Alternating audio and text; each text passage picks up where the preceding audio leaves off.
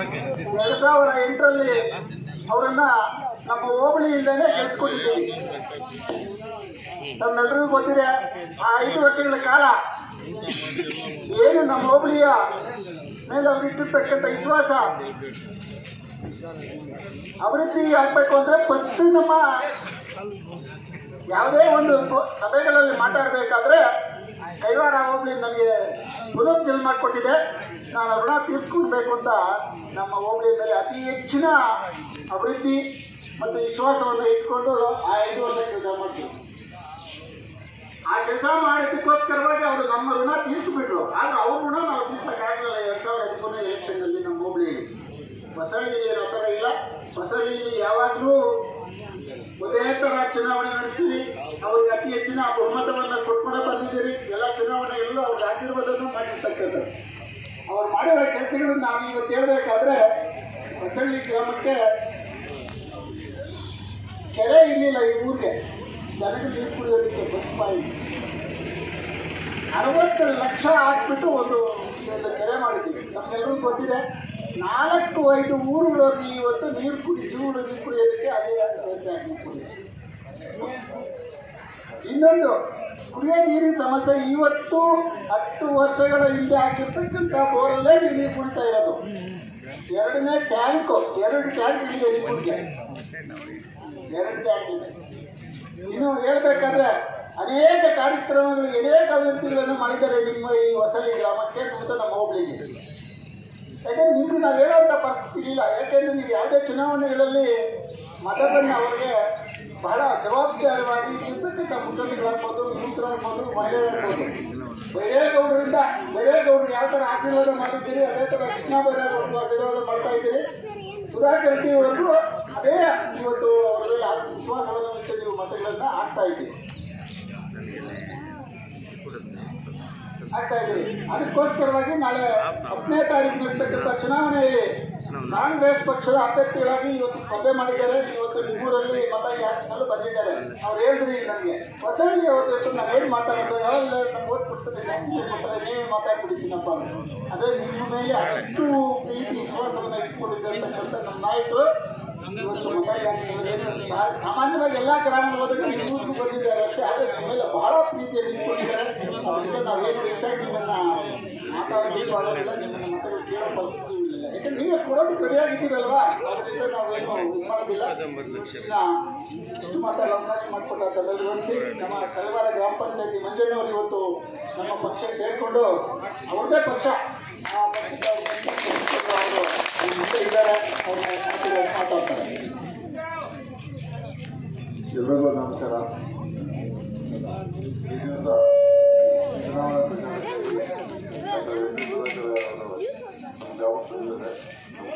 ಪ್ರಜೆಗೆಲ್ಲ ಇವತ್ತು ಎಲ್ಲ ಮುಗಿಸ್ಕೊಂಡು ಕಾಂಗ್ರೆಸ್ ಪಕ್ಷಕ್ಕೆ ಅವರು ಮತವನ್ನು ಕೇಳಲು ಬಂದಿದ್ದಾರೆ.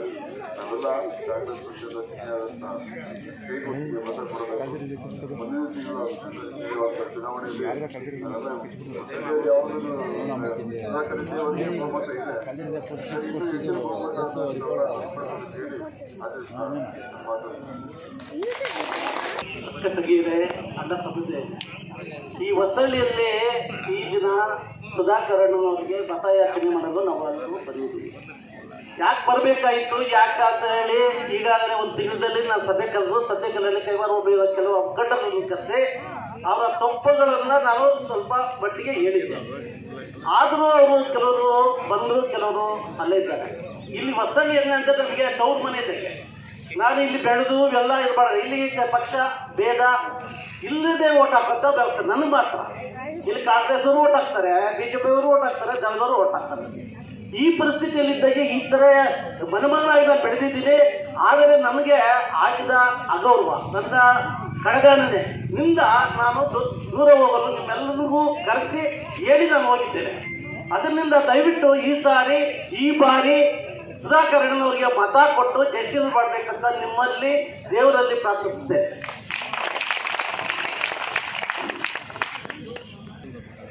ವಿಧಾನಸಭೆಯ ಚುನಾವಣೆ ಪ್ರಚಾರಕ್ಕೆ ಈ ದಿನ ಹೊಸಳ್ಳಿ ಗ್ರಾಮಕ್ಕೆ ಬಂದಿದ್ದೀವಿ.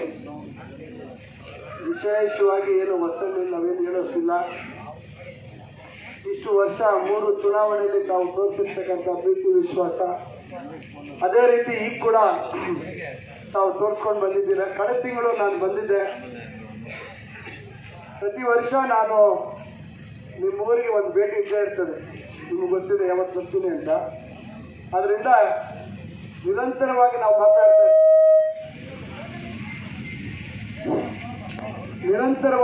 ಮಾತಾಡ್ತಾ ಇರ್ತೀವಿ. ಹೆಚ್ಚಾಗಿ ಏನು ಹೇಳೋದಿಲ್ಲ, ನಿಮಗೆಲ್ಲ ಗೊತ್ತಿದೆ. ನನಗಿಂತ ಹೆಚ್ಚಾಗಿ ನೀವು ಉತ್ಸುಕರಾಗಿದ್ದೀರಿ. ಕಳೆದ ಚುನಾವಣೆಯಲ್ಲಿ ಇಡೀ ಶೈವಾರ ಹೋಬಳಿಯಲ್ಲೇ ಅತಿ ಹೆಚ್ಚು ಬಹುಮತ ನನಗೆ ಬಂದಿರತಕ್ಕಂಥ ಗ್ರಾಮ ಅಂದರೆ ಹೊಸಳ್ಳಿ. ನನ್ನ ಮೊನ್ನೆನೂ ಅದನ್ನು ಹೇಳಿದ್ದೀನಿ. ಈಗ ಬಹಳಷ್ಟು ಗ್ರಾಮಗಳು ನಮ್ಗೆ ಹೇಳ್ತಾ ಇದ್ದಾವೆ, ನಮ್ಮ ಗ್ರಾಮ ಅತಿ ಹೆಚ್ಚು ಬಹುಮತ ಕೊಡ್ತೀವಿ ಅಂತ ಹೇಳ್ತಾ ಇದ್ದಾರೆ. ನಾನು ಹೇಳಿದೆ, ಹೊಸಳ್ಳಿ ಅವ್ರಿಗೆ ಎಚ್ಚರಿಕೆ ಕೊಡ್ತಾ ಇದ್ದೀರಾ ನೀವು ಅಂತ. ಇದನ್ನ ಈ ಸವಾಲನ್ನ ಹೊಸಳ್ಳಿ ಅವರಿಗೆ ಸ್ವೀಕಾರ ಮಾಡಬೇಕಾಗ್ತದೆ. ಕೆಲವು ಗ್ರಾಮಗಳವ್ರು ನಾವು ಈ ಸತಿ ನಮ್ಮದೇ ಮೆಜಾರಿಟಿ ಅಂತ ಹೇಳೋ ರೀತಿಯಲ್ಲಿದೆ. ಅದರಿಂದ ಏನಿವತ್ತು ತಾವೆಲ್ಲರೂ ಬಂದಿದ್ದೀರಾ, ಇನ್ನಷ್ಟು ಹೆಚ್ಚು ಬಹುಮತವನ್ನು ನನಗೆ ಈ ಚುನಾವಣೆಯಲ್ಲಿ ಕೊಡಬೇಕು ಅಂತಕ್ಕಂಥ ಮನವಿಯನ್ನು ನಾನು ಈ ಸಂದರ್ಭದಲ್ಲಿ ತಮ್ಮಲ್ಲಿ ಮಾಡ್ತಾ ಇದ್ದೇನೆ. ಆದರೆ ಕಳೆದ ತಿಂಗಳು ಬಂದಾಗ ಬಹುಶಃ ನಾನು ಹೇಳೋದಕ್ಕಾಗ್ತದೆ, ಕಾಂಗ್ರೆಸ್ ಪಕ್ಷ 4 ಗ್ಯಾರಂಟಿಗಳನ್ನು ಕೊಟ್ಟಿದೆ. ಒಂದು, ವಿದ್ಯುತ್ ಬಿಲ್ಲು 200 ಯೂನಿಟ್ ಪ್ರತಿ ತಿಂಗಳು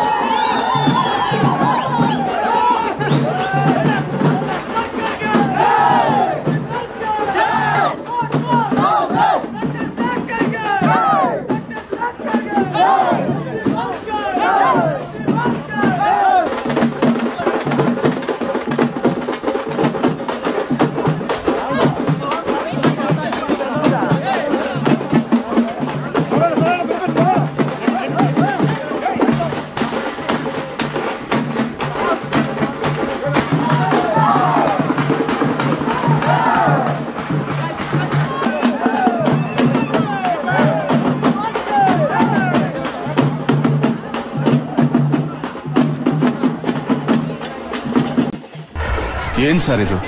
ಒಬ್ಬ ವ್ಯಕ್ತಿಗೋಸ್ಕರ ಇಷ್ಟೊಂದು ಜನಸಾಗರನ? ನಿಜವಾದ ಜನನಾಯಕ ಅಂದ್ರೆ ಇವರೇ. ಹೆಸರಿಗೆ ತಕ್ಕ ಮನುಷ್ಯ. ಶಿಲ್ಬೆಯನ್ನೇ ಏರಿದರೂ ನಗುವಿನ ಒಲುವೆ ತುಂಬಿದೆ. ಹಾರಾದ ಮನಸ್ಸಿಗೆ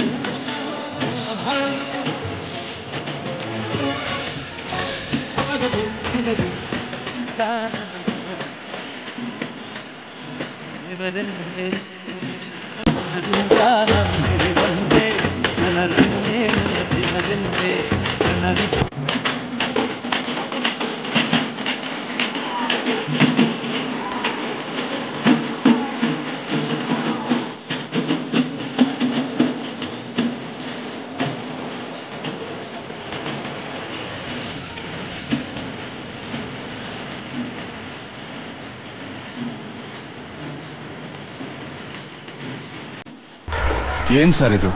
ಒಬ್ಬ ವ್ಯಕ್ತಿಗೋಸ್ಕರ ಇಷ್ಟೊಂದು ಜನಸಾಗರನ? ನಿಜವಾದ ಜನನಾಯಕ ಅಂದ್ರೆ ಇವರೇ. ಹೆಸರಿಗೆ ತಕ್ಕ ಮನುಷ್ಯ.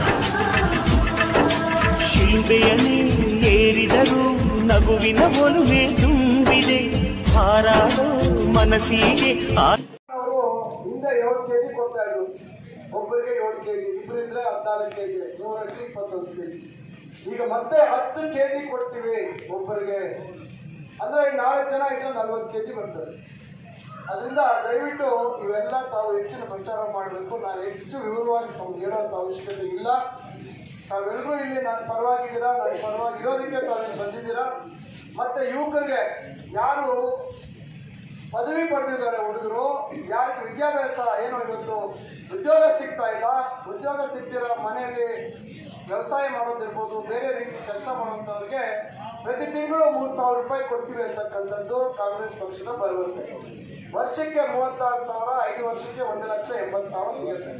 ಮತ್ತೆ ಏನಿವತ್ತು ಡಿಪ್ಲೊಮಾ ಓದಿರ್ತಕ್ಕಂಥ ಹುಡುಗರು, ಅವರು ಡಿಪ್ಲೊಮಾ ಇಂಜಿನಿಯರಿಂಗ್ ಮಾಡಿರ್ತಾರೆ, ಉದ್ಯೋಗ ಸಿಕ್ಕ ಪಕ್ಷದಲ್ಲಿ ಅವರಿಗೆ 1,500 ರೂಪಾಯಿ ಕೊಡ್ತಾರೆ.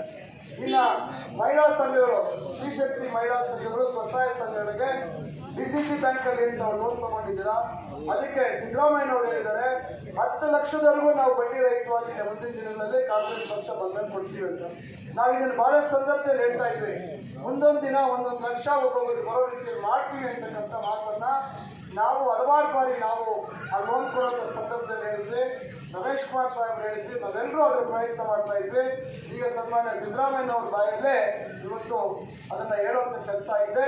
ಅದು ಮುಂದಿನ ದಿನಗಳಲ್ಲಿ ತಮಗೆ ಲಭ್ಯ ಆಗ್ತದೆ ಅಂತಕ್ಕಂಥ ಮಾತನ್ನು ಹೇಳ್ತಾ ಇದ್ವಿ. ಮತ್ತು ರೈತರಿಗೆ 3 ಲಕ್ಷದವರೆಗೂ ಬಡ್ಡಿ ರಹಿತ ಸಾಲ, ಅದನ್ನು 5 ಲಕ್ಷ ಮಾಡಬೇಕು ಅಂತ ನಾವು ಹೇಳಿದ್ವಿ, ಅದು ಕೂಡ ಒಪ್ಕೊಂಡಿದ್ದಾರೆ. ಇನ್ನು ಕೋಳಿ ಸಾಗಾಣಿಕೆ, ಕುರಿ ಸಾಗಾಣಿಕೆ ಮಾಡುವಂಥವ್ರಿಗೆ 10 ಲಕ್ಷದವರೆಗೂ 4% ಬಡ್ಡಿ ಇರ್ತಾ ಇದೆ. ಈಗ ಅದನ್ನು 20 ಲಕ್ಷದವರೆಗೂ 4% ಬಡ್ಡಿಯನ್ನು ಕೊಡುವಂಥದ್ದು ಈ ಕಾರ್ಯಕ್ರಮಗಳು, ಅನೇಕ ಕಾರ್ಯಕ್ರಮಗಳಿದ್ದಾವೆ. ಆದ್ದರಿಂದ ದಯವಿಟ್ಟು ನಾವು ಇದನ್ನೆಲ್ಲ ತಮ್ಮ ಸ್ನೇಹಿತರಿಗೆ, ತಮ್ಮ ನೆರೆಯವರಿಗೆ, ತಮ್ಮ ಪರಿಚಯಸ್ಥರಿಗೆ ಎಲ್ರಿಗೂ ತಿಳಿಸಿ, ನಮ್ಮ ಗ್ರಾಮದಲ್ಲೂ ಏನಿವತ್ತು ಇನ್ನು ಸರಿಸುಮಾರು 199 ಅಂತ ಕಾಣುತ್ತೆ ಲೀಟರ್, ಎಷ್ಟು 202. ಈಗ ಅದನ್ನ 250 ಮಾಡ್ಬೇಕಾಗುತ್ತೆ. ಹೋಗ್ತೀರಾ ಸುಬ್ರಿಡೆ? 350 ಸುಬ್ರೆಡ್ಡಿ ಹೇಳ್ತಾರೆ 350 ಮಾಡ್ತಾರೆ. ನಾವು ಎಷ್ಟು ಹೆಚ್ಚು ಕೊಟ್ಟು ಅಷ್ಟು ನಮ್ಗೆ ಅನುಕೂಲ ಆಗುತ್ತೆ. ಬೇರೆ ಊರುಗಳಲ್ಲಿ ತಾವು ತಮ್ಮ ಪರಿಚಿತರ ಇರೋರಿಗೆ ಹೇಳಿ ನನಗೆ ಸಹಾಯ ಮಾಡಬೇಕು. ತಾವೆಲ್ಲರೂ ತಮ್ಮ ಅಮೂಲ್ಯವಾದ, ಘನವಾದ, ಪವಿತ್ರವಾದ ಮತವನ್ನು ಕೊಟ್ಟು ತಮ್ಮ ಸೇವೆಯನ್ನು ಶಾಸಕರಾಗಿ ಮಾಡುವಂಥದ್ದಕ್ಕೆ ತಾವು ಅವಕಾಶ ಮಾಡಿಕೊಡ್ಬೇಕು ಅಂತೇಳಿ ಹೆಚ್ಚಾಗಿ ತಮ್ಮ ಸಮಯ ತಗೊಳ್ಳೋದು ಬೇಡ. ನಮಗೆಲ್ರಿಗೂ ಗೊತ್ತಿದೆ ಅಂತೇಳಿ ಸಂದರ್ಭದಲ್ಲಿ ತಮಗೆಲ್ರಿಗೂ ಕೈ ಜೋಡಿಸಿ ಪ್ರಾರ್ಥನೆ ಮಾಡಿಕೊಡ್ತಾ ನಾನು ನನ್ನ ಮಾತುಗಳನ್ನು ವಿನಂತಿಸಿದ್ದೇನೆ. ನಮ್ಮ ಗ್ರಾಮಕ್ಕೆ ಎಷ್ಟು 3 ಬಸ್ಸಾ? 18ನೇ ತಾರೀಕು ರಾಹುಲ್ ಗಾಂಧಿ ಅವರು ಬರ್ತಾರೆ ನಾಳಿದ್ದು. ದಯವಿಟ್ಟು ತಮ್ಮ ಗ್ರಾಮದಿಂದ ಒಂದು ಬಸ್ ವ್ಯವಸ್ಥೆ ಇದೆ. ದಯವಿಟ್ಟು ಎಲ್ಲ ಹೆಚ್ಚಿನ ಸಂಖ್ಯೆಯಲ್ಲಿ ತಾವು ಬರಬೇಕು. ನಾವು 8 ಗಂಟೆಗೆ ಇಲ್ಲಿಂದ ಹೊರಡು. ಈಗಾಗಲೇ ಸಮಯ ಜಾಸ್ತಿ ಆಗಿದೆ. ಚಿನ್ನಪ್ಪನವರು ಬಹಳಷ್ಟು ವಿಚಾರ ಹೇಳಿದ್ದಾರೆ. ಹುಣಸೆ ಮರದ ಕೆಳಗೆ ನಾವಿರ್ಬಾರ್ದು, ನೀವಿರ್ಬೋದು.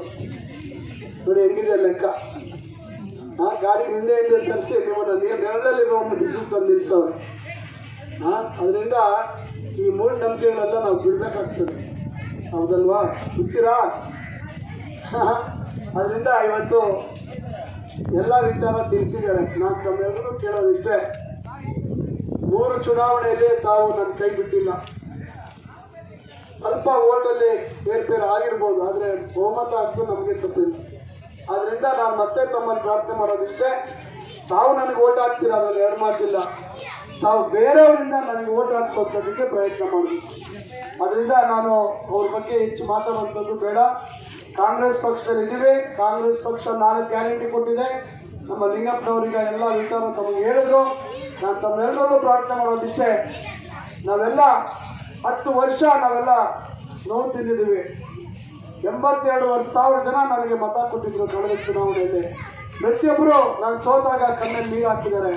ಆದ್ರಿಂದ ಈಗ ಇರ್ತಕ್ಕಂಥ 25-26 ದಿವಸ ನಾವೆಲ್ಲರೂ ಬಹಳ ಜಾಗ್ರತೆಯಿಂದ ಎಚ್ಚರಿಕೆಯಿಂದ ನಾವು ಕಾರ್ಯನಿರ್ವಹಿಸಿ ಹೆಚ್ಚೆಚ್ಚು ಜನರನ್ನ ಕಾಂಗ್ರೆಸ್ ಪಕ್ಷಕ್ಕೆ ಓಟ್ ಹಾಕುವ ನಿಟ್ಟಿನಲ್ಲಿ ನಾವೆಲ್ಲರೂ ಅವರ ಮನವೊಲಿಸಿ ಕಾಂಗ್ರೆಸ್ ಪಕ್ಷಕ್ಕೆ ಅತಿ ಹೆಚ್ಚು ಮತ ಬರೋ ರೀತಿಯಲ್ಲಿ ಕಾರ್ಯೋನ್ಮುಖರು ಆಗಬೇಕು ಅಂತ ಕೇಳ್ಕೊಳ್ತಾ ನಾನು ಈ ಸಂದರ್ಭದಲ್ಲಿ ತಮ್ಮೆಲ್ಲರೂ ನನಗೆ ಕಾಂಗ್ರೆಸ್ ಅಭ್ಯರ್ಥಿಯಾಗಿ ನಾನು ಚುನಾವಣೆಯಲ್ಲಿ ಸ್ಪರ್ಧೆ ಮಾಡಲಿದ್ದೇನೆ. ದಯವಿಟ್ಟು ತಾವೆಲ್ಲರೂ ನನಗೆ ಅತಿ ಹೆಚ್ಚಿನ ಮತಗಳನ್ನು ಕೊಟ್ಟು ನನ್ನನ್ನು ಜಯಶೀಲರನ್ನಾಗಿ ಮಾಡಬೇಕಂತ ತಮ್ಮೆಲ್ಲರೂ ನಾನು ಕೈ ನಾವು ಮೊದಲಿನ ಕಾಲದಿಂದ ಕೆಲಸ ಮಾಡಿದ್ವಿ. ಉದಾಹರಣೆ ಈಗ ಸುಮಾರು ಒಂದು 2 ತಿಂಗಳಿಂದ ಗೌರವ ನಾವು ಎಲ್ಲರೂ ಪ್ರತಿಯೊಬ್ಬರು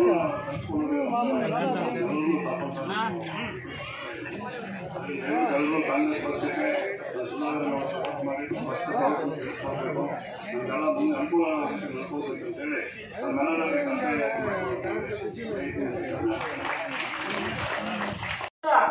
ಕಾರ್ಯಕರ್ತರು ಮುಖಂಡರು ಬಹಳ ಯಾವುದೇ 5 ವರ್ಷಗಳಲ್ಲಿ ಯಾವುದೇ ಒಂದು ಭಾಷಣ ಮಾಡಬೇಕಾದ್ರೆ ಒಂದು ಅಭಿವೃದ್ಧಿ ಮಾಡಬೇಕಾದ್ರೆ ಕೈವಾರ ಹೋಬಳಿಯಿಂದ ನಾನು MLA ಆಗಿದ್ದೀನಿ. ಅದಕ್ಕೆ ಕೈವಾರ ಹೋಬಳಿಗೆ ಫಸ್ಟ್ ಪ್ರಿಫರೆನ್ಸ್ ಅನ್ನು ಕೊಟ್ಟರು. ಅದೇ ರೀತಿಯಾಗಿ ಕೈವಾರ ಹೋಬಳಿನ ವಿಪರೀತ ಅಭಿವೃದ್ಧಿಯನ್ನು ಮಾಡಿದ್ರು. ಅದೇ ತದನಂತರ ನಡೆದಂತರವನ್ನು ನಾವು ತೀರ್ಸಕ್ಕಾಗಲಿಲ್ಲ. ಮೊದಲು ನಾವು ಕೊಟ್ಟಂತ ಮತ ಅವರು ಬಹಳ ಜವಾಬ್ದಾರಿಯಾಗಿ ನಿರ್ವಹಿಸಿ ನಮ್ಮ ಹೋಬಳಿಗೆ ವಿಪರೀತ ಅಭಿವೃದ್ಧಿಗಳನ್ನು ಮಾಡಿದ್ರು.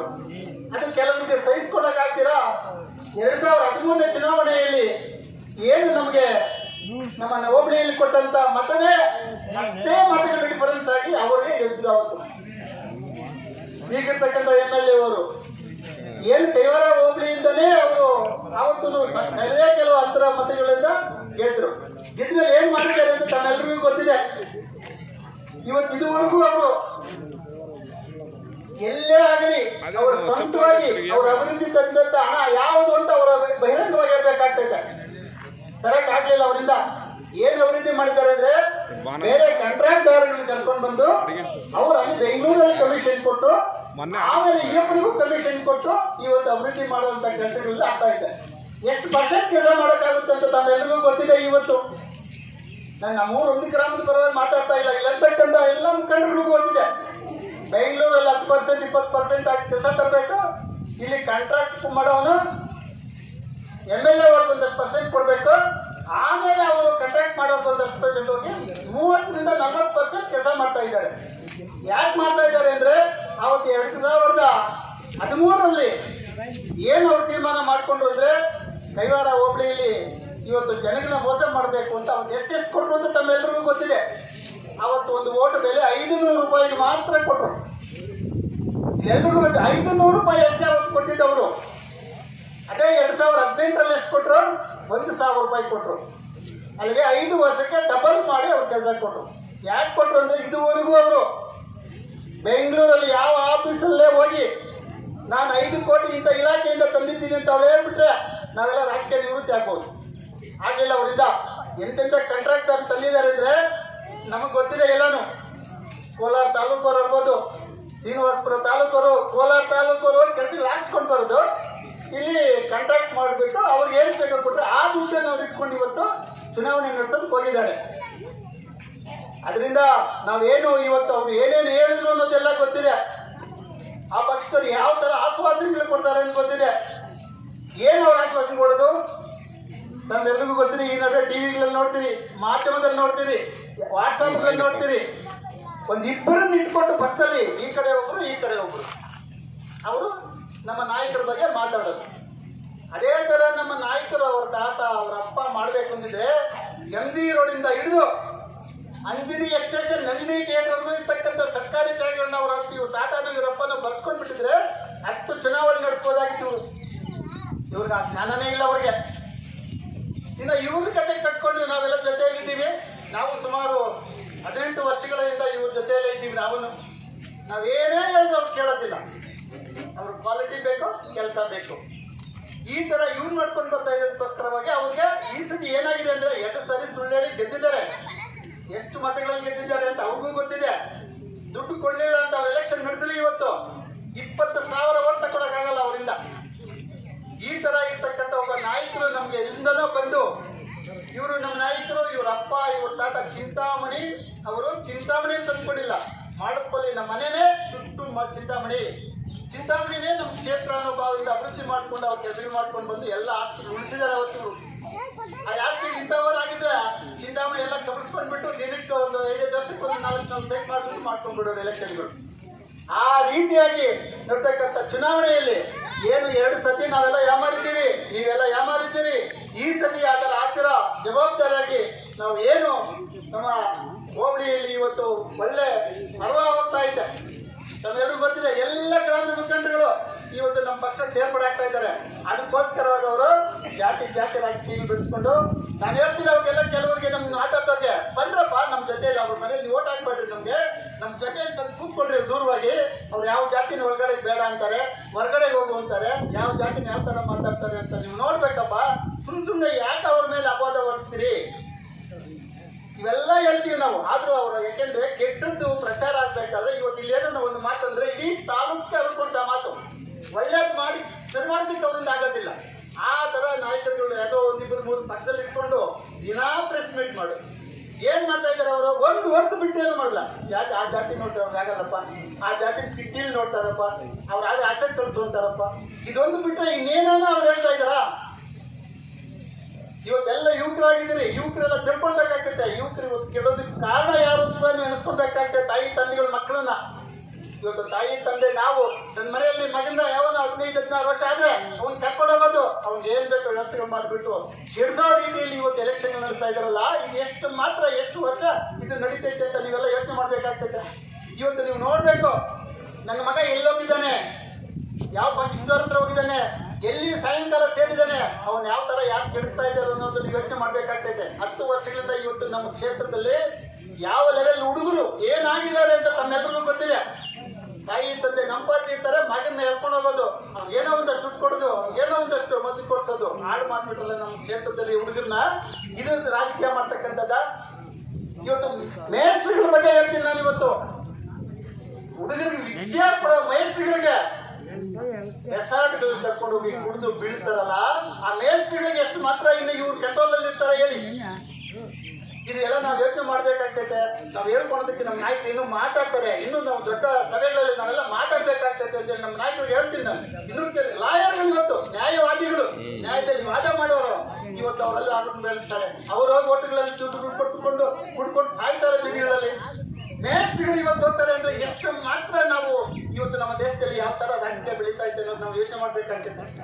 ಇವತ್ತು ಹೋಗ್ಲಿ ಎಲ್ರಿಗೂ ಗೊತ್ತಿದೆ, ರೆಸಾರ್ಟ್ ಅಲ್ಲಿ ಮೇಸ್ಟ್ರಿಗಳು ಒಂದಿನ 3 ದಿನಕ್ಕೆ ಒಂದು 500 ಮೇಸ್ಟ್ರಿಗಳು ಬರೋದು, ಅಲ್ಲಿ ಏನ್ ಬೇಕು ವ್ಯವಸ್ಥೆ ಮಾಡ್ಕೊಂಡು ಹೋಗುವಂತ ಕಾಲ ಬಂತಲ್ಲ ನಮ್ಮ ಕ್ಷೇತ್ರಕ್ಕೆ ಅಂತ ನಾವು ನೋಡ್ತಿರ್ಬೇಕಾಗ್ತದೆ. ಇವತ್ತು ಈ ಪರಿಸ್ಥಿತಿಗೆ ತಂದ್ರು ನಮ್ಮ ಕ್ಷೇತ್ರನ ಯಾವ ತರ ಇತ್ತು. ಇನ್ನು ಹಿಂದೆ ಇದ್ರು ರಾಜಕೀಯನೂ ಮಾಡ್ಕೊಂಡಿದ್ರು, ಚೌಡಾರೆಡ್ಡಿ ಅವರಾಗ್ಬೋದು, ಕೃಷ್ಣಾರೆಡ್ಡಿ ಅವರಾಗ್ಬೋದು, ಗಂಗಾರೆಡ್ಡಿ ಅವರಾಗ್ಬೋದು, ಅಂಜನರೆಡ್ಡಿ, ಈ ತರ ರಾಜಕೀಯಗಳು ಮಾಡ್ಲಿಲ್ಲ. ಇದೇ ನಮ್ಮ ನಾಯಕರು ಮನಸ್ಸು ಮಾಡಿ ನಮ್ಮ ಮಾತು ಕೇಳಿದ್ರು ಅವ್ರು ಯಾವುದೋ ತೆಗೆಯುತ್ತೆ ಕೆಲಸ ಮಾಡ್ಬೋದಾಗಿತ್ತು. ಅವ್ರು ನಮ್ಮ ಮಾತು ಕೇಳಲ್ಲ. ಅವ್ರು ಇಲ್ಲ, ನಾನು ಚಿಂತಾಮಣಿ ಕ್ಷೇತ್ರ ನಂದಿದು, ನಾನು ಇವತ್ತೊಂದಿನ ಹುಡುಗರನ್ನ ಕೆಡಿಸ್ಬಿಟ್ರೆ, ಇವತ್ತೊಂದಿನ ನಾನು ಹಾಳು ಮಾಡಿಬಿಟ್ರೆ ನಾನು ಮತ್ತೆ 5 ವರ್ಷಕ್ಕೆ ನಿಮ್ಮ ಮುಂದೆ ಬರಬೇಕು. ಯಾರೋ ಅವ್ರು ಗೆದ್ದಿದ್ದಾರೆ, ಅವ್ರು ಗೆದ್ರು ಇವತ್ತು ಹೋಗ್ಬಿಟ್ರೆ ಬೆಂಗಳೂರಿಗೆ ಹೋಗ್ತಾರೆ. ಇವ್ರು ಹಂಗೆ ಹೋಗೋಕ್ಕಾಗಲ್ವಲ್ಲ. 3 ತಲಾಂತರ ಆಯ್ತು, ಇದು 4ನೇ ತಲಾಂತರ ಇಲ್ಲಿ ಇರ್ಬೇಕಾಗ್ತೈತೆ ಅನ್ನೋ ಒಂದೇ ಉದ್ದೇಶದಿಂದ ಅವರು ಆಗ 10 ವರ್ಷಗಳಿಂದ ಸೋತರು ಜವಾಬ್ದಾರಿಯಾಗಿ ನಮಗೋಸ್ಕರವಾಗಿ ಅವರು ಇವತ್ತು ಈ ಕೆಲಸ ಮಾಡ್ಕೊಂಡಿದ್ದಾರೆ. ಅವ್ರಿಗೆ ನಾವು ಈ ಸತಿ ಏನು ನಮಗೆ ಕಾಂಗ್ರೆಸ್ ಪಕ್ಷದ ಚಿಹ್ನೆ ಬಂದಿದೆ, ಆ ಚಿಹ್ನೆಗೋಸ್ಕರವಾಗಿ ನಾವು ನಡೆಯತಕ್ಕಂಥ ನಾವು 10ನೇ ತಾರೀಕು ನಡೀತಕ್ಕಂಥ ಚುನಾವಣೆಯಲ್ಲಿ ನಮ್ಮದು ವಿರೂಪಾಕ್ಷಪುರ ಬೂತಲ್ಲಿ ಏನು ನಮ್ಮ 700 ಚಿಲ್ಲರೆ ಮತಗಳಿದೆ, ಕನಿಷ್ಠ ಪಕ್ಷ 600 ಮತಗಳನ್ನು ನಾವು ಕೊಡಬೇಕು ಅಂತೇಳಿ ಶಬ್ದ ಮಾಡೋಣ ಅಂತ ಹೇಳಿ ಒಂದು ಬಸ್ ಹೆಸರಿಗೆ ಉತ್ತರೇ ಹೊಸ್ತಾಗ್ಲಿದೆ. ನಾನು ಹೆಚ್ಚಾಗಿ ನಿಮ್ಮ ಸಮಯ ತೆಗೆದುಕೊಳ್ಳೋದಿಲ್ಲ. ನೀವೆಲ್ಲರೂ ನಮ್ಮ ಮೇಲೆ ಪ್ರೀತಿ ಇರತಕ್ಕಂಥವ್ರು, ನನಗೆ ಓಟ್ ಕೊಡಬೇಕು ಅಂತಕ್ಕಂಥ ತೀರ್ಮಾನ ಮಾಡಿರ್ತಕ್ಕಂಥವ್ರು. ಅದರಿಂದ ಏನಾಗಿದೆ ಬಿಟ್ಟರೆ ಈಗ ಪ್ರತಿಯೊಬ್ಬರು ಕಳೆದ ಚುನಾವಣೆಯಲ್ಲಿ 2 ಚುನಾವಣೆಯಲ್ಲಿ ನನ್ನ ಗೆಲುವುಗೋಸ್ಕರ ತಾವೆಲ್ಲರೂ ಸಮಾವೇಶಿಸಿ ತಾವೆಲ್ಲ ಓಟ್ ಹಾಕ್ತಾರೆ. ಆದರೂ ಕಮ್ಮಿ ಓಟಲ್ಲಿ ನಾವು ಕಮ್ಮಿ ಅಂತರದಲ್ಲಿ ನಾವು ಸೋತ್ಬಿಟ್ವಿ. 82,000 ಜನ ನನಗೆ ಓಟ್ ಹಾಕಿರ್ತಕ್ಕಂಥದ್ದು ಪ್ರತಿಯೊಬ್ಬರೂ ಬಹಳ ನೋವು ತಿಂದಿರ್ತಕ್ಕಂಥದ್ದು ನನಗೆ ಗೊತ್ತಿದೆ. ನಾವೆಲ್ಲರೂ ಇವತ್ತು ಏನು ಈ 2 ಚುನಾವಣೆಯಲ್ಲಿ ನಾವು ಕಳ್ಕೊಂಡ್ವಿ, ಈಗ ಮತ್ತೆ ನಾವು ಮುಂದೆ ಚುನಾವಣೆ ಬಂದಿದೆ. ನಾನು ತಮ್ಮೆಲ್ಲರಲ್ಲೂ ಬೇಡ್ಕೊಳ್ಳೋದಿಷ್ಟೇ, ದಯವಿಟ್ಟು ತಾವು ಎಲ್ಲೆಲ್ಲಿ ಸಾಧ್ಯ ಆಗುತ್ತೆ ತಮ್ಮ ಬಂಧು ಬಳಗ, ತಮ್ಮ ಸ್ನೇಹಿತರು ಅವರೆಲ್ಲರಿಗೂ ತಾವು ಏನೋ ಇವತ್ತು ನಡೀತಾ ಇರ್ತಕ್ಕಂಥ ವ್ಯವಸ್ಥೆ ವ್ಯಾಪಾರಕ್ಕೆ ಬಂದಂಗಿದೆ. ಒಬ್ಬರು ಶಾಸಕರು ಚುನಾವಣೆ ಹಿಂದಿನ ದಿವಸ ದುಡ್ಡು ಕೊಡೋದು, ಓಟ್ ಹಾಕ್ಸ್ಕೊಡೋದು, 5 ವರ್ಷ ಡ್ಯೂಟಿ ಮಾಡೋದು. ಸರ್ಕಾರಿ ದುಡ್ಡು ಅಂದರೆ ಜನರ ದುಡ್ಡು ಅಂತ ಭಾಷಣ ಮಾಡೋದು, ಭಾಷಣಕ್ಕೆ ಮಾತ್ರ ಸೀಮಿತ. ಯಾವ ರಸ್ತೆನೂ ಗುಣಮಟ್ಟದಿಂದ ಕೂಡಿಲ್ಲ. ಇವತ್ತೆಲ್ಲ 15-20 ವರ್ಷ ಬಾಳಿಕೆ ಬರುವಂಥ ರಸ್ತೆಗಳನ್ನ ಇವತ್ತು 6 ತಿಂಗಳು ಕೂಡ ಬಾಳಿಕೆ ಬರೋ ರೀತಿಯಲ್ಲಿ ಅರ್ಜೆಂಟಾಗಿ ಡ್ಯೂಟಿ ಮಾಡಿ ಹೋಗ್ಬೇಕು ಅನ್ನೋ ರೀತಿಯಲ್ಲಿ ಕೆಲಸ ಮಾಡ್ತೇವೆ. ಅದರಿಂದ ದಯವಿಟ್ಟು ಈ ವಿಚಾರಗಳನ್ನು ತಾವು ಮುಟ್ಟಿಸ್ಬೇಕು ಜನಕ್ಕೆ ಅಂತ ಹೇಳ್ತಾ, ಕಾಂಗ್ರೆಸ್ ಪಾರ್ಟಿ ತಮಗೆ 4 ಗ್ಯಾರಂಟಿ. ತಾವು ಯಾರು ಕರೆಂಟ್ ಬಿಲ್ ಕಟ್ಟೋಷ್ಟಿಲ್ಲಮ್ಮ, 200 ಯೂನಿಟ್ವರೆಗೂ ಉಚಿತ ಆಯ್ತಲ್ಲ. ಆಮೇಲೆ 2,000 ರೂಪಾಯಿ. ಯಾರು ಇವತ್ತು ಮನೆ ಯಜಮಾನಿ ಯಾರಮ್ಮ? ನೀವೇನಾ ಗಂಡಸರ? 2,000 ರೂಪಾಯಿ ಇವತ್ತು ಪ್ರತಿ ಇಡ್ಲಿಕ್ಕೆ 2 ಪಟ್ಟು ಇವರು ಮುಖ್ಯಸ್ಥರ వాళ్ళు ఉపయోగిస్తాం. కారణము గ్యాస్ 20 ఎంత అయింది రేటు, 20 బ్యాడ్ రేట్ ఎంత, 20 నూనె రేట్ ఎంత, 20 మనం వాడే పాలు పెరుగు దాని మీదంతా 20 GST ట్యాక్స్ వేస్తున్నారు. ఇవన్నిటినీ 20 భరించుకొని జీవనాలు చేసేది కష్టమవుతుంది అని చెప్పి కాంగ్రెస్ పార్టీ మన నాయకులందరూ సేరి 20 తీర్మానం చేసి ఏమన్నా చేసి జనాల కష్టానికి మనం స్పందించాలని చెప్పి ప్రతి ఇంటికి 2,000 రూపాయలు ఇస్తామని చెప్తున్నారు. ఏడాదికి 24,000, మళ్ళీ 5 ఏళ్ళకి 1,20,000. సిద్ధరామయ్య సాహెబ్లు ముఖ్యమంత్రిగా ఉండేటప్పుడు 7 కేజీలు ఒక రేషన్ కార్డులో ముగ్గురు ఉంటే 21 కేజీలు ఇస్తా ఉన్నారు లేదా. ఇప్పుడు మళ్ళీ వాళ్ళందరూ సేరి ఇప్పుడు తీర్మానం చేసినారు, 10 కేజీలు ఇస్తాము. ఒక ఇంటికి ఒక మనిషికి 10 కేజీలు, ముగ్గురుంటే 30 కేజీలు. సాగుతుందా లేదా? కృష్ణప్ప నీకు ఎంత ఉండే సాలేదు? మేమేమో ఎప్పుడైనా వస్తే ఇడ్లీ వేస్తారమ్మకే, దోశ వేస్తారా? చేస్తారమ్మా. దాన్ని ఇంకా 20 ఇవన్నీ సహాయం కాంగ్రెస్ చేస్తూ ఉంది. మళ్ళీ 20 మన బిడ్డలంతా చదువుతూ ఉన్నారు. ಡಿಗ್ರಿ ಯಾರನ್ನ ಓದಿದ್ರಪ್ಪ? ಇಲ್ಲಿ ಎಷ್ಟು ಜನ ಓದಿದ್ರಪ್ಪ ಹುಡುಗರು? ಕೆಲಸ ಸಿಕ್ಕಿದ್ಯಾ? ಏನ್ ಮಾಡ್ತಾ ಇದ್ಯಾ? ಮನೇಲಿ ಕಾವಲ್ಲ ಅಂತ చెప్పి మనం వాళ్ళంతా చదువుతుంది. ఇప్పుడు ఉద్యోగాలు సిక్కుంటాయి పరిస్థితి దానిక ఏమా చదివి ఉద్యోగం సిక్కుండా ఉండే గ్రాడ్యుయేట్స్కి ప్రతి నెల 3,000 రూపాయలు, ఏడాది 36,000, 5,000, 1,20,000. డిప్లొమా ఇంజనీరింగ్ సర్టిఫికేట్ వాళ్ళకి 1,000 రూపాయలు తగ్గుతుంది. ఇవన్నీ ఇప్పుడు కాంగ్రెస్ పార్టీ తీర్మానం చేసింది. మళ్ళీ మీరంతా ఇప్పుడు బీసీసీ బ్యాంక్ ఇంకా లోన్ తీసుకుంటారా లేదా?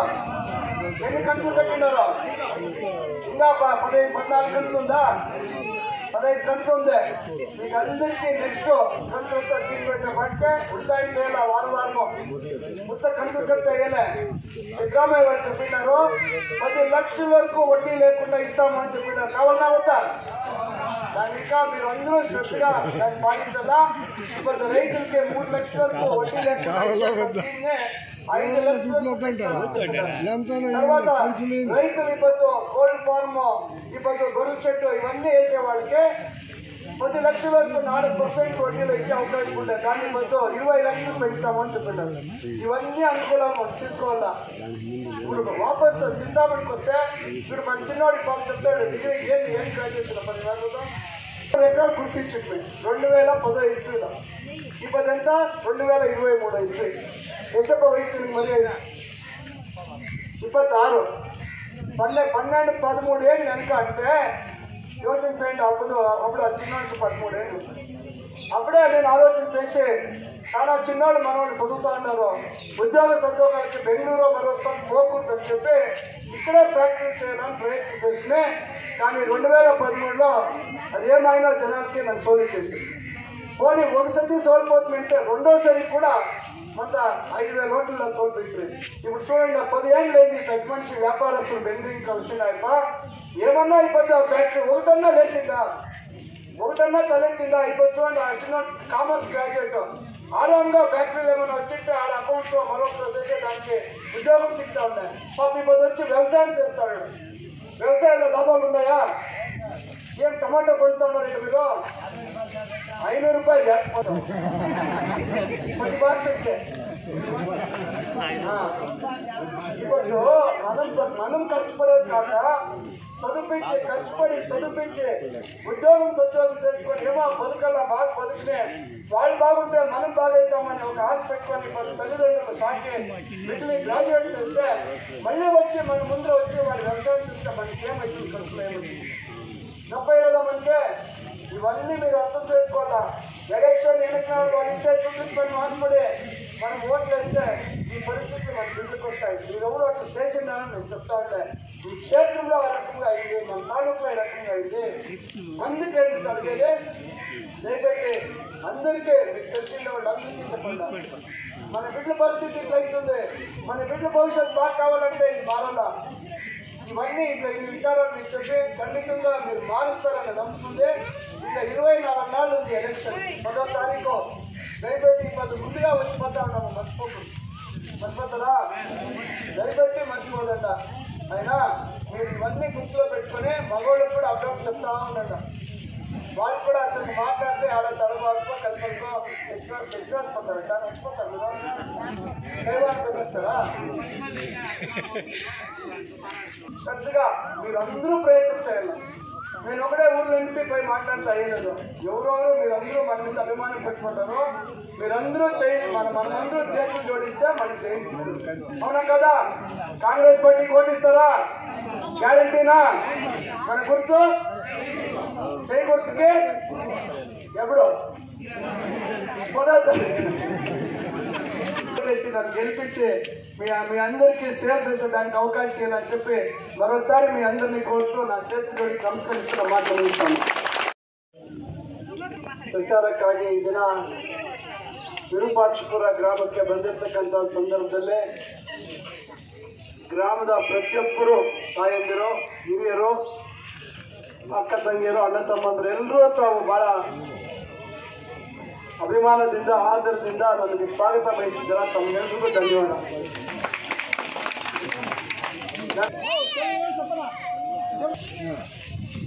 ఇక్కడికి వచ్చినప్పుడు ఆ పద్దు ಯಾವ ರೀತಿగా అభిమానం చూపిస్తే ఈ పద్దు కూడా దానికన్నా ఎక్కువగా మీ అభిమానాన్ని చూస్తా ఉన్నాను మరొకసారి మీకు అందరికీ నా కృతజ్ఞత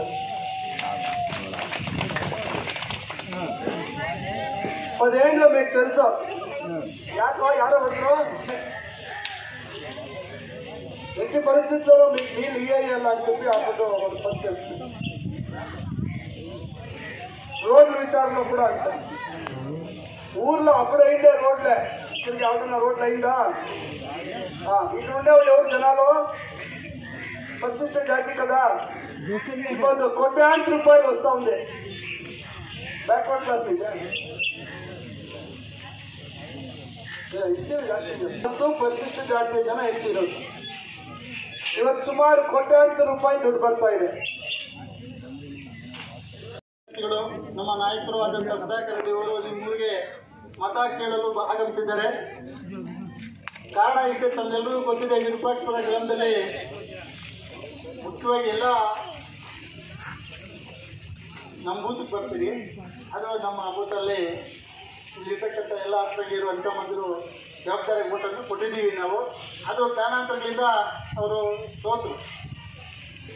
ಅದಕ್ಕೋಸ್ಕರವಾಗಿ ಇವತ್ತು ಕಾಂಗ್ರೆಸ್ ಪಕ್ಷದಿಂದ ನಿಂತು ತಮ್ಮಲ್ಲಿ ಓಟ್ ಕೇಳಿ ಬಂದಿದ್ದಾರೆ. ತಮ್ಮೆಲ್ಲರಿಗೂ ಗೊತ್ತಿದೆ, ಇವತ್ತು ಕಾಂಗ್ರೆಸ್ ಪಕ್ಷ ಏನೇನು ಮಾಡಿದೆ, ಸರ್ಕಾರ ಯಾವ್ಯಾವ ಥರ ನಿಮ್ಗೆ ಅನುಕೂಲ ಮಾಡಿಕೊಟ್ಟಿತ್ತು. ನಮ್ಮ ನಾಯಕರು ವಿರೂಪಾಕ್ಷಪುರದಲ್ಲಿ ಗೆದ್ದಾಗ 5 ವರ್ಷಗಳ ಕಾಲ ನಮಗೆ ಇಲ್ಲಿ ಶಾಸಕರಾಗಿದ್ದಾಗ ಎಷ್ಟು ಬೋರುಗಳು ಹಾಕಿದ್ದಾರೆ ನಿಮ್ಗೆ ಅಂತ ಗೊತ್ತಿದೆ. ಈ ಕಡೆ 1 ಕಿಲೋಮೀಟ್ರು, ಈ ಕಡೆ 1 ಕಿಲೋಮೀಟ್ರು, ಈ ಕಡೆ 1 ಕಿಲೋಮೀಟ್ರು. ಫಸ್ಟ್ ಚುನಾವಣೆಯಲ್ಲಿ ಅವರು ಇಲ್ಲಿ ಬಂದು ಇವರು ತಂದೆಯವರು ಚುನಾವಣೆಗೆ ಬಂದಿದ್ದೀನ ಅವತ್ತು ಬೋರಿಲ್ಲಿ ಆಗ್ತಾ ಇದ್ದು, ತನ್ನೆಲ್ಲರೂ ಜ್ಞಾಪಕ ಇರಬಹುದು. ಅವತ್ತು ಆಲ್ಡ್ ಮಾರ್ಕ್ ಕೆಳಗಡೆ ಹೀಗಾಗ್ತಾ ಇದ್ದು ನಮ್ಮ ಸುಧಾಕರ್ ಅವರ ತಂದೆಯವರು ಓಟ್ ಕೆಳಗೆ ಬಂದಿದ್ದೀನ. ಅದೇ ರೀತಿಯಾಗಿ ವಿರೂಪಾಕ್ಷಪುರಕ್ಕೆ ಓವರ್ ಟ್ಯಾಂಕ್ ಮಾಡಿಸಿದ್ದಾರೆ. ಆ ನೀರು ಇದುವರೆಗೂ ಆಗಿಲ್ಲ. ಎಷ್ಟು ಬೋರ್ಗಳು, ಎಷ್ಟು ಮೋಟರ್ಗಳಾಗಿದ್ರು ವಿರೂಪಾಕ್ಷಪುರ ಸಿಕ್ಕಿಲ್ಲ. ಈಗ ಮುರಡಿಯವರು ಹಸಿಮಂಗಲ ಕೆರೆಯಲ್ಲಿ ಬೋರ್ ಹಾಕಿ ಇವತ್ತು ಸಬ್ಸೆಂಟ್ ಆಗಿ ವಿರೂಪಾಕ್ಷಪುರ ನೀರಿದೆ. ಅದೇನಪ್ಪ, ನೀರಿದೆ ತಾನೆ ಇವತ್ತು ಮೂರಿಗೆ ಬೆಂಡೇಗಿದೆ. 3 ಕಡೆಯಿಂದ ಇದೆ ನಿಮ್ಮೂರಿಗೆ. ಸಣ್ಣ ಗ್ರಾಮ ಆದರೂ 3 ಕಡೆಯಿಂದ ನಿಮಗೆ ನೀರು ಬರುತ್ತಾ ವ್ಯವಸ್ಥೆ ಮಾಡಿದ್ದೀವ. ಇಲ್ಲಮ್ಮ, ಎಷ್ಟು ಬೋರ್ಗಳಾಗಿರೋದು ಹೇಳ್ರಿ ನೀವೇ. ಒಂದು ಅಕ್ಕಿಮಂಗ್ಲ ರೋಡಲ್ಲೊಂದು, ಅಟ್ಟೂರು ರೋಡಲ್ಲೊಂದು, ಒಂದು 3 ಬಾರಿಗಳಿಗೂ ಮೋಟರ್ಗಳು ಕೊಟ್ಟಿದ್ದೀವಿ. ಮೋಟರ್ಗಳು ಡಬ್ಬ ವ್ಯವಸ್ಥೆ ಆಗಿದೆ, ನೀರೆಲ್ಲ ಆಗಿದೆ. ಇವತ್ತೇನು ಮೋಟರ್ ಸ್ವಲ್ಪ ಪ್ರಾಬ್ಲಮ್ ಆಗಿರೋದಕ್ಕೆ ನೀವು ಇಷ್ಟು ಹಾಕ್ಬಿಟ್ಟಿದ್ದೀರಿ. ದಯವಿಟ್ಟು ನೀವು ಕೇಳಿದ್ರೆ ತಪ್ಪಿಲ್ಲ. ಇವತ್ತು ಈ ರೋಡು ನೀವೆಲ್ಲರೂ ಯೋಚನೆ ಮಾಡ್ಬೋದು. ಮುಂದೊಡ್ಡನ್ನು ನಾವು ನಮ್ಮ ನಾಯಕರಾದಂಥ ಅವರು ಪಟ್ಟಿ ಮಾಡಿದ್ರು ರಸ್ತೆ, ಅವ್ರ ರಸ್ತೆಗೆ ಬಂದಿದ್ದೀನಿ. ನಿಮಗೆ 2 ಕಡೆ ಟಾರ್ ರೋಡ್ ಆಗಿದೆ, ಇಲ್ಲಿಂದ ಅಕ್ಕಿಮಂಗ್ಲಿಗೆ, ಇಲ್ಲಿಂದ ಬೀಚಳ್ಳಿಗೆ. ಇಷ್ಟು ಕೆಲಸಗಳು ಮಾಡಿಕೊಟ್ಟಂಥ ನಾಯಕನ ನಾವು ಚುನಾವಣೆಗಳಲ್ಲಿ ಹಿಂದೆ ನಮ್ಮೂರು ನಿಮ್ಮೂರಲ್ಲಿ ಮಾತಲ್ಲ, ನಮ್ಮ ಹೋಬಳಿಯಲ್ಲಿ ಸ್ವಲ್ಪ ಮಟ್ಟಕ್ಕೆ ಕಡಿಮೆ ಆಗಿ ಅವರು ಸೋತರು. ಅದಕ್ಕಿಂತ ಇವತ್ತು ಏನು ನಿಮ್ಮ ಕಾಂಗ್ರೆಸ್ ಬಂದರೆ ಗ್ಯಾರಂಟಿ ಕಾರ್ಡ್ ಕೊಟ್ಟಿದ್ದೀವಲ್ಲಮ್ಮ ಎಲ್ರಿಗೂ ನಿಮಗೆ. ಅಂಬರೀಷ್ ಗ್ಯಾರಂಟಿ ಕಾರ್ಡ್ಗಳು ಕೊಟ್ಟಿದ್ದಾರೆ ತಾನೆ, ಕಾರ್ಡ್ ಎಲ್ಲ ಹೆಂಗಸರಿಗೂ ಕೊಟ್ಟಿದ್ದಾರೆ. ಇವತ್ತು ಆ ಕಾರ್ಡ್ಗಳ ಮಹತ್ವ ಏನು, ಆ ಕಾರ್ಡಿಂದ ನಿಮ್ಗೆ ಏನೇನಾಗುತ್ತೆ ಅಂತೇಳಿ ನಮ್ಮ ನಾಯಕರಾದಂಥವ್ರು ಹೇಳ್ತಾರೆ. ಸ್ವಲ್ಪ ಜವಾಬ್ದಾರ ಕೇಳಿಸ್ಕೊಳ್ಳಿ. ಇವತ್ತು ಕಾಂಗ್ರೆಸ್ ಪಕ್ಷ ನಿಮಗೆ ಅತಿ ಹೆಚ್ಚಿನ ಪಕ್ಷ, ಮೊದಲಿಂದ ನಿಮಗೆ ನೆಚ್ಚಿನ ಪಕ್ಷ. ನೀವು ಇವತ್ತು ಏನು ನಮ್ಮೂರಿಗೆ ಮತ ಬರುವಾಗ ಎಲ್ಲರೂ ಮಾತಾಡಿಕೊಂಡು ನಾವೆಲ್ಲ ಕೈ ಗುರ್ತಿಗೆ ಕಾಂಗ್ರೆಸ್ ಅಭ್ಯರ್ಥಿಯಾದಂಥ ನಮ್ಮ ನಾಯಕನಿಗೆ ಗೆಲ್ಲಿಸ್ಕೊಡ್ಬೇಕು ಅಂತ ತಮ್ಮನ್ನು ಕೇಳ್ಕೊಂತ ನನ್ನ ಮಾತು ಮುಗಿಸ್ತೀನಿ. ನಮಸ್ಕಾರ.